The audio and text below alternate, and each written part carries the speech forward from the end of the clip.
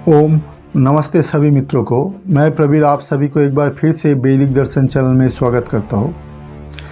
तो मित्रों, आज का हमारा विषय है भगवान और ईश्वर के परिभाषा तथा उनके अंतर। हम लोग सुनते हैं कि भगवान और ईश्वर तो एक ही है, हाँ एक ही है, किंतु उनमें थोड़ा सा अंतर भी है, वो भी हमको जान लेना चाहिए। क्योंकि हम लोग ईश्वर को तो भगवान कह सकते हैं किंतु भगवान को ईश्वर नहीं कह सकते।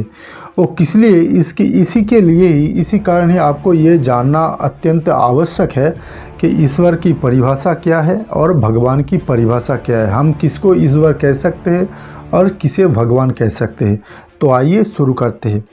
पहले आते हैं ईश्वर के विषय में। यदि हम वेद उपनिषद से वर्णन करें तो ये वीडियो बहुत लंबा चला जाएगा, इसलिए हम छोटा सा करके विषय को संक्षेप में आप सभी को समझा रहे हैं।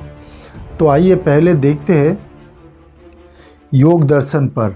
महर्षि पतंजलि कृत योग दर्शन के प्रथम पाद के 24वें सूत्र में बताया गया है ईश्वर के विषय में, और वहाँ पर उल्लेख है क्लेश, कर्म, विपाक, आशय, ये चारों के संग जिसकी कोई संबंध ना हो और जिसकी कर्म सभी जीवों से पृथक हो, उसी को ही ईश्वर कहा गया है।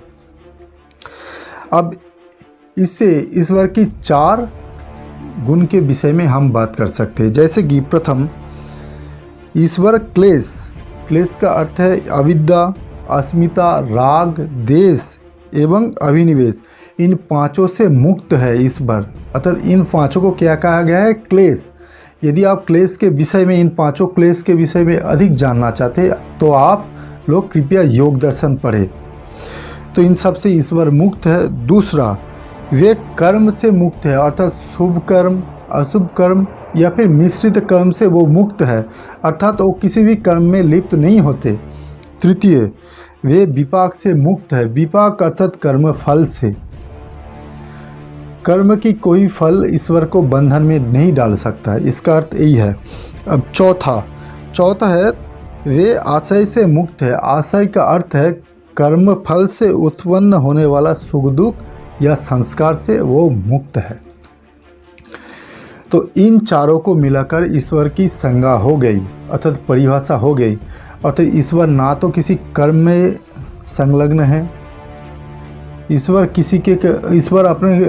कर्म फलों के बंधन से मुक्त है, ईश्वर कर्म फल से भी मुक्त है, यहाँ तक कि ईश्वर कोई कर्म से भी मुक्त है। तो ये चारों गुण जिसके अंदर विद्यमान हो उसी को ही ईश्वर कहा जाता है। और वो योग दर्शन में आगे भी कहा गया है कि ईश्वर सभी ऋषियों के भी गुरु है। और उनका नाम क्या है उस ईश्वर का? योग दर्शन में और भी कहा गया कि तस्य वाचक प्रणवा, तो उस ईश्वर का नाम है ओम। ओम ही इस ईश्वर का नाम है। अब आते हैं भगवान की संज्ञा पर, यानी परिभाषा पर। तो भगवान की संज्ञा देते हुए ऋषि पराशर ने कहा है कि 6 ऐश्वर्य जिसमें विद्यमान है उसी को ही भगवान कहा जाता है। अब ईश्वर के अंदर ये 6 ऐश्वर्य भी आता है, इसलिए ईश्वर को भगवान भी कहा जाता है। वो 6 ऐश्वर्य क्या है?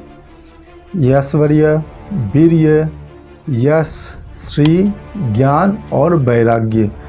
ये 6 गुण जिनमें पूर्ण रूप में वर्तमान हो उसे भगवान कहा जाता है।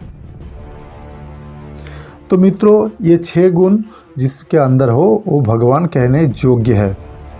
अब देखिए, अब ईश्वर के अंदर केवल ये 6 गुण ही नहीं है, ईश्वर के अंदर तो अनंत गुण है, अनंत ऐश्वर्य है, इसलिए ईश्वर को भी भगवान कहा जाता है। किंतु भगवान, जो मानव ये 6 ऐश्वर्य को प्राप्त करता है उसी को भगवान कहा जाता है। जैसे कि आप लोग का यदि आप उपनिषद में देखेंगे तो उपनिषद में बहुत से शिष्यों ने अपने गुरुओं को भगवान कहा है।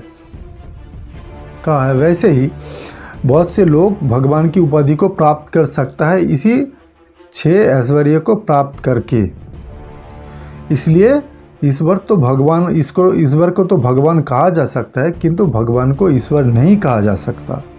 तो मित्रों, आशा करता हूँ ये विषय आपको समझ में आ गई हो। तो आप वीडियो को लाइक करें, चैनल को सब्सक्राइब करें, अपना मूल्यवान राय कमेंट बॉक्स में रखें। आज के लिए इतना ही, धन्यवाद, नमस्ते, ओम तत्सत।